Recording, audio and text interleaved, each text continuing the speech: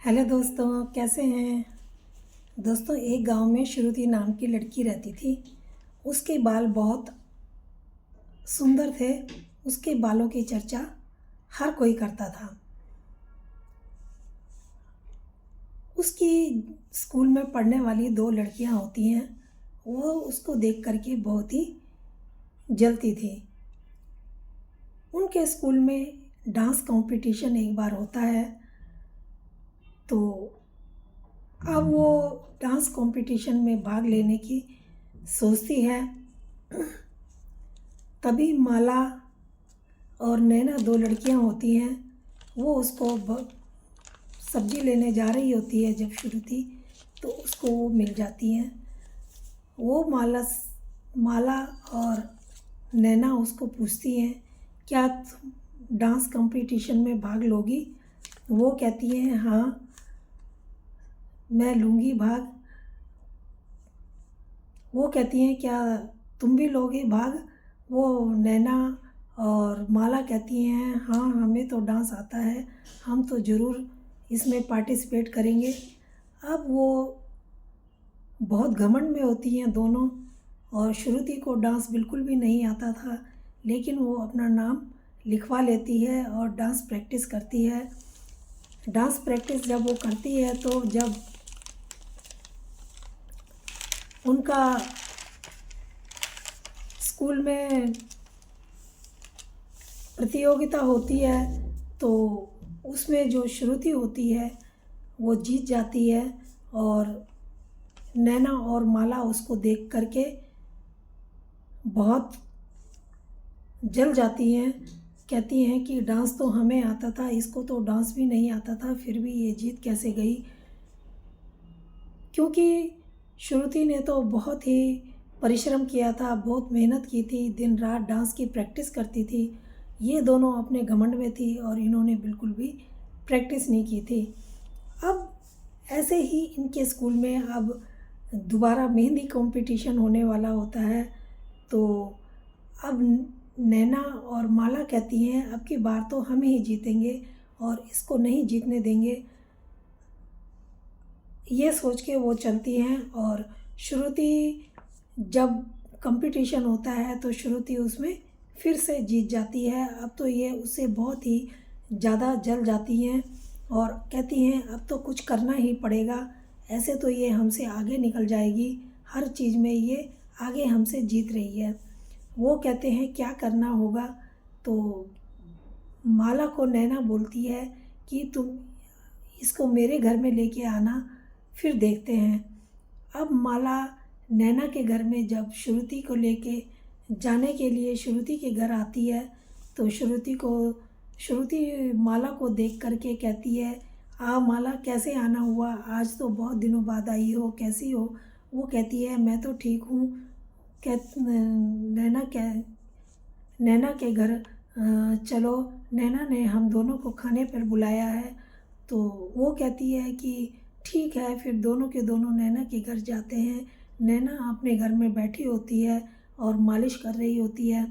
वो कहती है कि श्रुति कैसी हो, और आ गई हो, चलो अच्छा हुआ तुम आ गई। मैं अपने मालिश कर रही थी, आओ तुम्हारी भी मालिश कर देती हूँ। वो कहती है कि नहीं, मेरी मालिश मत करो।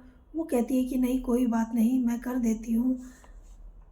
अब वो श्रुति की मालिश करती है और उसके सिर में खूब अच्छे से तेल मालिश करती है।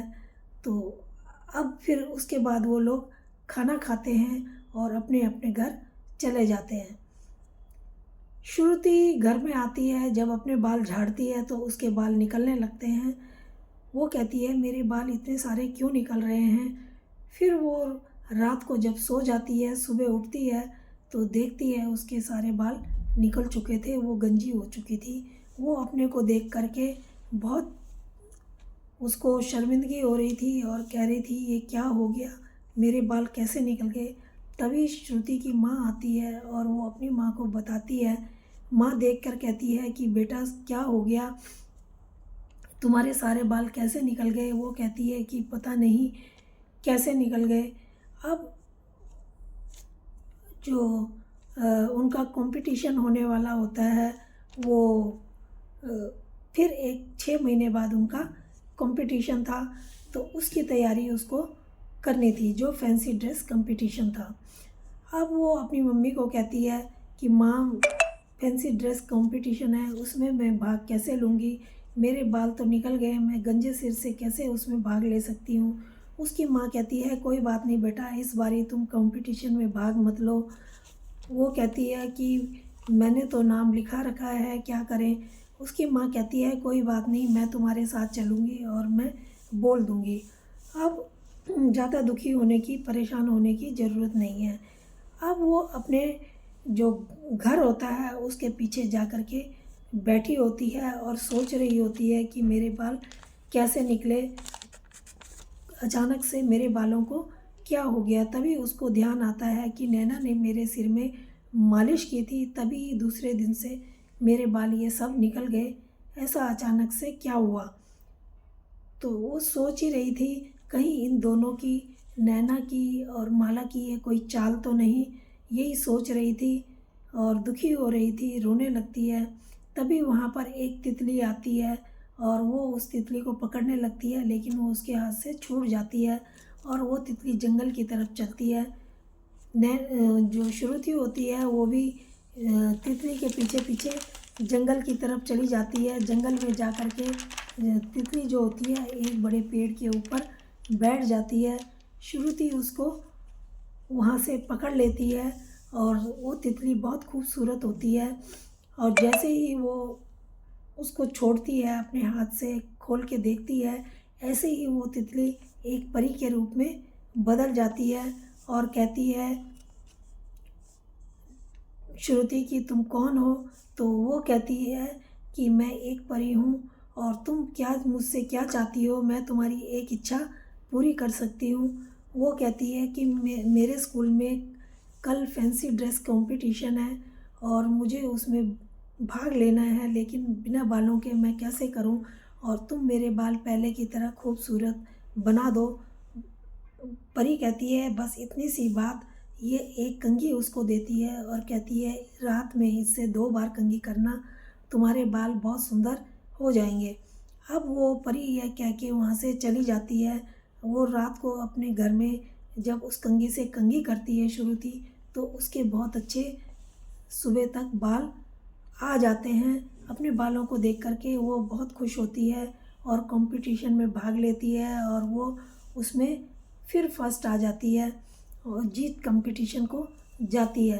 अब ये देख कर के जो नैना और माला होते हैं वो फिर जल भुन जाते हैं, कहते हैं इसके एक दिन में ही बाल कहाँ से आ गए।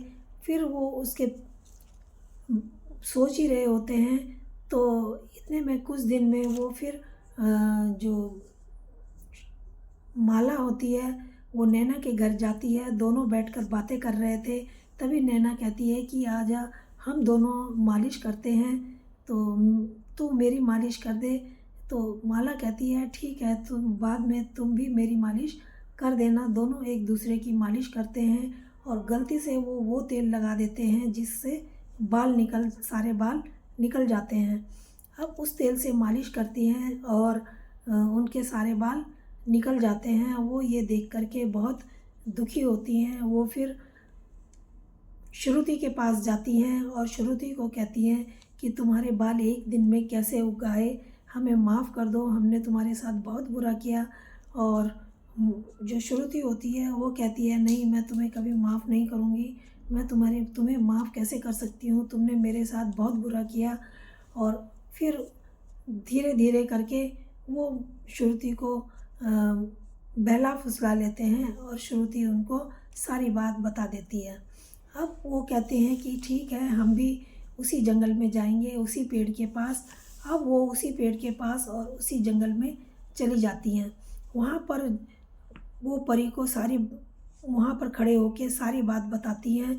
और जो नैना होती है वो कहती है कि हमें क्या परी मिलेगी। श्रुति कहती है ज़रूरी नहीं। फिर भी वो दोनों वहाँ पर जाते हैं और सारी बात बताते हैं। अब वहाँ पर जो वो पेड़ था उस पे परी का नहीं, उस पर एक चुड़ैल का साया हो गया था और चुड़ैल उस पर रहने लगी थी। चुड़ैल उनकी सारी बातें सुन लेती है और उनके सिर पर सफ़ेद बाल उगा देती है।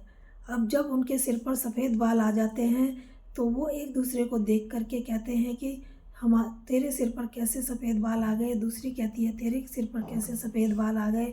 अब वो वहाँ घर जाती हैं और उनको काटने लगती हैं, लेकिन वो बाल जो होते हैं सफ़ेद बाल वो कटते नहीं हैं। जब वो सफ़ेद बाल कटते नहीं तो उनको उन्हीं बालों के सहारे अब पूरी ज़िंदगी रहना होता है। तो दोस्तों, ये कहानी कैसी लगी? अगर अच्छी लगी हो तो प्लीज़ लाइक और सब्सक्राइब ज़रूर करना। धन्यवाद।